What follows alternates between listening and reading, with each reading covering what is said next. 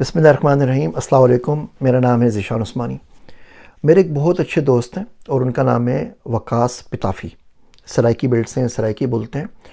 2014-15 की बात है कि मेरी वो कंपनी ख़त्म हुई थी। मैं आर्ट थोड़ी देर टेम्पररी डिप्रेशन के फेज़ से गुज़र रहा था। तो मैंने एक दिन उनको कॉल किया। मैं कहा, वकास भाई, कोई प्रोजेक्ट वगैरह आपके पास है? जो बिल्कुल सफ़ेद पोश आदमी है ना, वो तो इस तरह तो नहीं बोलेगा कि नहीं जी मेरे पास जॉब नहीं है, ये नहीं है, वो नहीं है, परेशान हो गया हूँ। वो इसी तरह घुमा फिरा के बात करता है, आपको समझ लेना चाहिए। तो वकास भाई ने बोला कि जी ज़ीशान भाई, आप आ जाइए, मेरी डेव बेच कंपनी है, हम कुछ काम कर रहे हैं, आपको डेटा साइंस आती है, डेटा साइंस में कोई प्रोडक्ट बना लेते हैं, काम करते हैं। फिर मैंने उनके साथ कोई 7-8 महीने 9 महीने काम किया। हमने प्रोडक्ट बनाए, प्रोडक्ट लॉन्च की, वो प्रोडक्ट चल नहीं सकी। बाद में मेरा कहीं और हो गया, मैं कहीं और निकल गया। तो इस तरीके से मेरे बॉस लगते हैं। उन्होंने बड़े अच्छे तरीके से मुझे रखा और बहुत अच्छा टाइम उनसे गुजरा। अभी हाल ही में वो अमेरिका शिफ्ट हुए हैं। उन्होंने कंपनी लॉन्च की है मुदस्सिर भाई के साथ, डेल्टा वन के नाम से। अल्लाह पाक ने उनको बहुत प्यारी गाड़ी दी है। लेकिन लोगों को पता नहीं क्या चुल हो जाती है। लोग आपको आपकी फील्ड के बंदों से हर वक्त लड़ाते रहते हैं।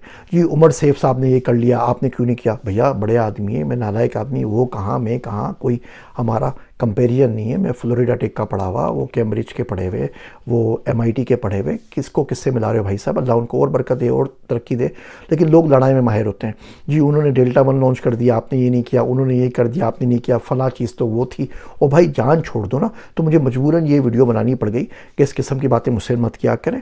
अगर दुनिया का कोई भी आदमी आपको मुझसे बेहतर लग रहा है तो यकीन मानिए, मैं कसम खा के बोलता हूँ, वो मुझसे बेहतर है। इस कंपटीशन को छोड़ दीजिए कि मैं उससे बेहतर हूँ या नहीं हूँ।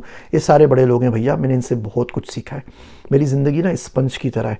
जिस बंदे से मिल जाऊँ ना तो उसको बिल्कुल उसके इल्म को निचोड़ लेता हूँ, सारा का सारा जज्ब कर जाता हूँ और पता भी नहीं चलता वो गया किधर, सारा का सारा इल्म। वकास भाई से मैंने बहुत ज़्यादा चीज़ें ज़िंदगी में सीखी। जब इनके पास कंपनी में गया तो ये ऐप डेवलपमेंट में काम कर रहे थे। तो इन ऐप एडवर्टीज़मेंट आप कर सकते हैं, उसका पूरा एक्सचेंज बनता है। मेरे फरिश्तों को भी नहीं पता था भाई साहब, मुझे नहीं पता था। ये तमाम चीज़ें सीखी। गेम डेवलपमेंट फील्ड क्या है, इन ऐप एडवर्टीज़मेंट किस तरीके से कहते हैं, किस तरह पाकिस्तान में बैठ के बड़ी कंपनियाँ चलाई जाती हैं, ये सब कुछ इनसे सीखा। सारा क्रेडिट इनके पास जाता है। एक दिन वकास भाई ने मुझे बड़ी प्यारी बात बोली, मुझे आज तक याद है। कोई डिस्कशन हो रही थी कि बंदा होता है वो मिड लाइफ क्राइसिस आ जाते हैं, उस वक्त मेरे शायद वही चल रहा था। वो बेचारा परेशान हो जाता है, अच्छा खासा होता है फिर भी परेशान होता है कि पूरा नहीं पढ़ रहा। तो उन्हें बड़ी प्यारी बात बोली। तो कहने लगे कि हम लोग कहते हैं ना, आसमान से गिरा खजूर में अटका। तो बोला कि आसमान से गिर के जिस खजूर में हम अटकते हैं ना, किसी दूसरे बंदे की 7 नस्लें गुजर जाती हैं उस खजूर तक पहुंचने में। तो बंदे को हमेशा पॉजिटिव साइड देखनी चाहिए, बंदे को शुक्र करना चाहिए। तो आप में से जो भी लोग फेसबुक के ऊपर उल्टे सीधे मुझे मैसेजेस कर सकते हैं आग लगाने के लिए, भड़काने के लिए, तीलियाँ लगाने के लिए, तो यकीन जानिए जिन तमाम लोगों की आप मुझे मिसालें देते हैं वो मुझसे 1000 गुना 1000 दर्जे बेहतर हैं।